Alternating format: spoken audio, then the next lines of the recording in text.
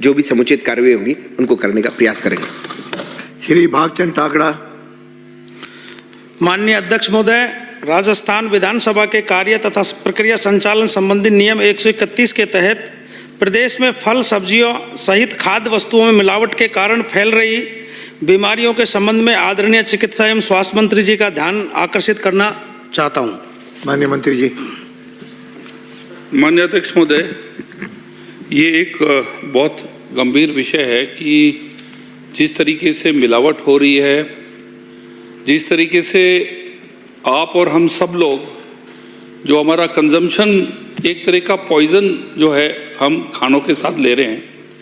आज आपको एक अपन गेहूं का भी जब बिजाई होती है तो उसमें डीएपी और यूरिया मिला के नीचे सॉइल में देते हैं। जितने भी फल आते हैं आपके पास, वो जितने भी हॉर्टिकल्चरिस्ट हैं, बागवान हैं, बिना स्प्रे के वो नहीं पनपते क्योंकि फ्रूट फ्लाइज जो है उनको डिस्ट्रॉय कर लेती हैं। आपने माननीय सदस्य ने ये इशू रेज किया कि ये जो अभी त्योहार के टाइम पे जो है दूध की आवक इतनी बढ़ जाती है मावा के अंदर, मिठाइयों के अंदर, लेकिन गांव के अंदर जो है दूध की सप्लाई का मतलब शहरों की तरफ ज़्यादा जाती नहीं है। ये जो इशू है, सऊदी अरब में तो अध्यक्ष महोदय कानून है कि आप एडल्ट्रेशन करते पकड़े जाओ तो आपकी गर्दन काट देंगे, मतलब आपको डेथ सेंटेंस है, क्योंकि आप जो है अपनी कमाई के पीछे आप दूसरे की जिंदगी घटा रहे हैं। So it is like almost attempt to murder, मतलब इतना सीवियर कानून इन्होंने बनाया है।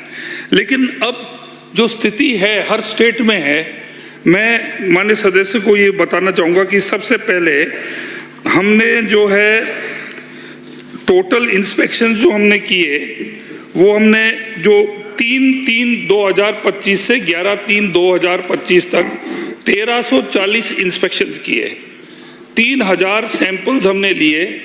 और आपने जो बोला कि भाई बड़े बड़े मगरमच्छों को छोड़ा जा रहा है, छोटे छोटे लोगों को पकड़ा जा रहा है, इसके अंदर डीमार्ट जैसा इतना बड़ा जो चेन है वो 3 FIR दर्ज हुई।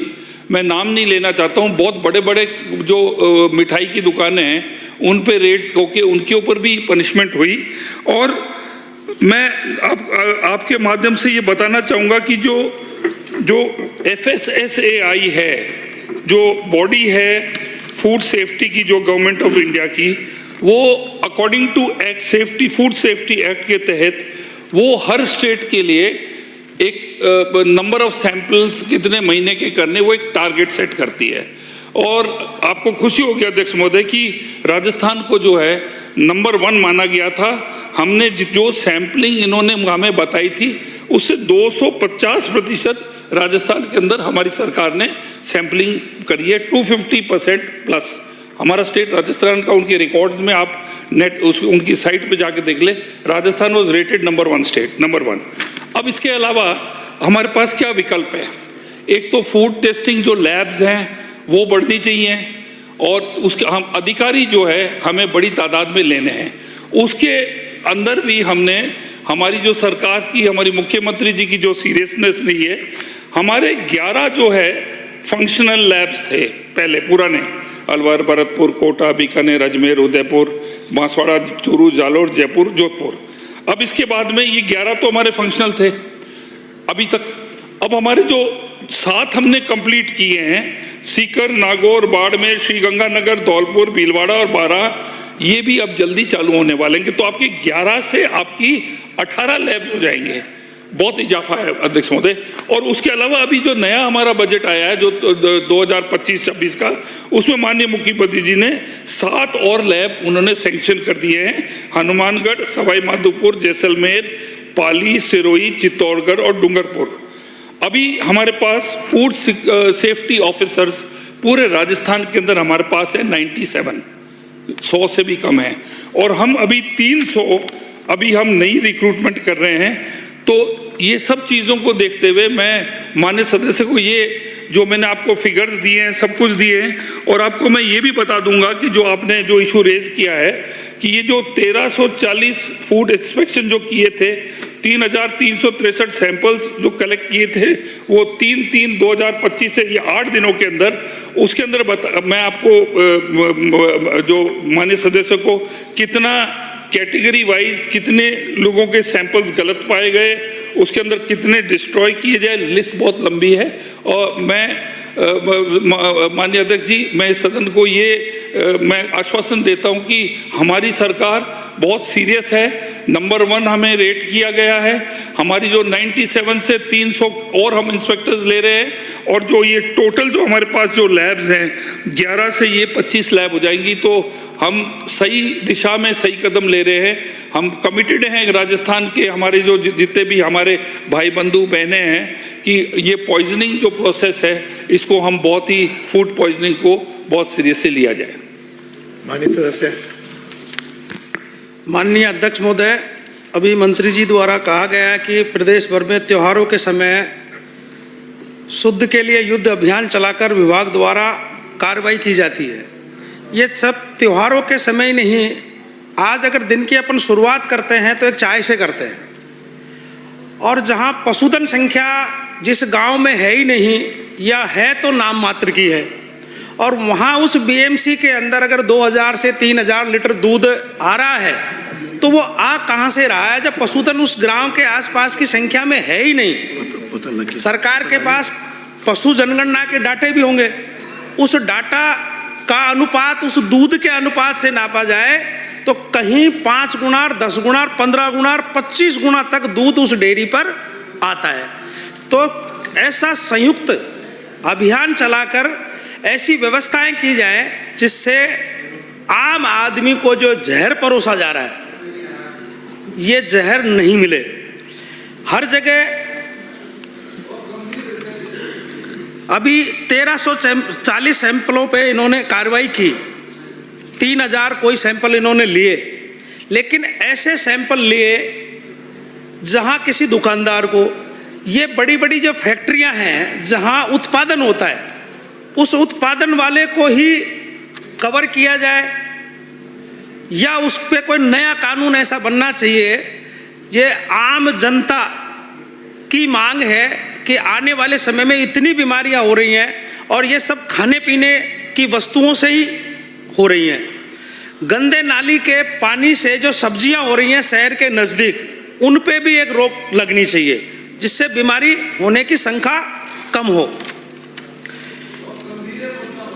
माननीय भजनलाल जी सरकार के आने के पश्चात विभाग द्वारा समय समय पर कार्रवाई की जा रही है, लेकिन उसमें भी आम जनता को कोई ठोस राहत प्राप्त नहीं हुई है।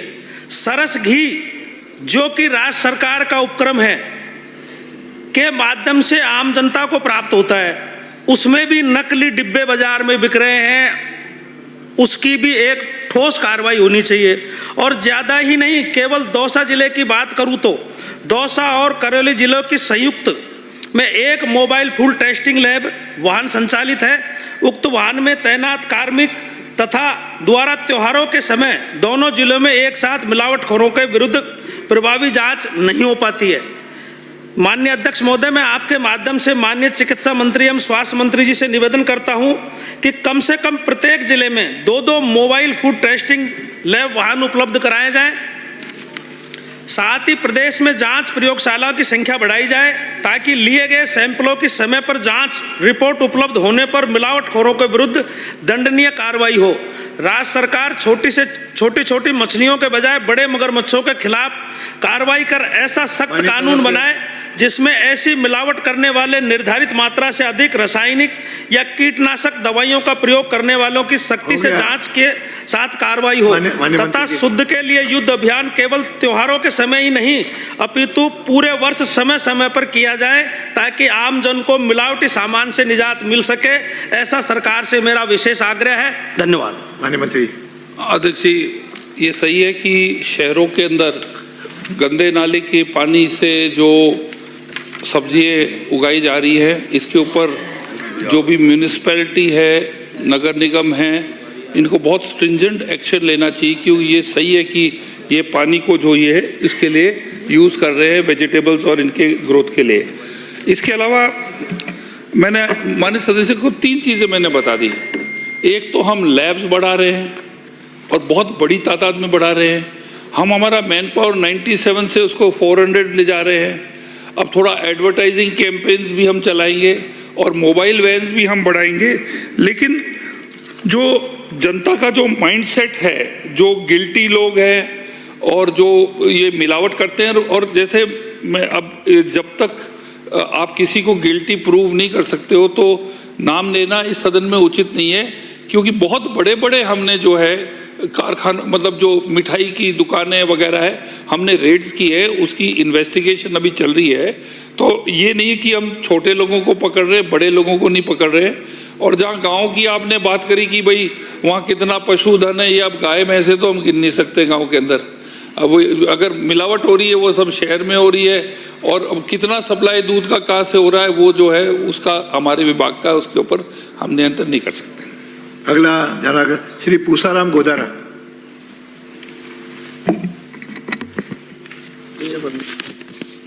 राजस्थान विधानसभा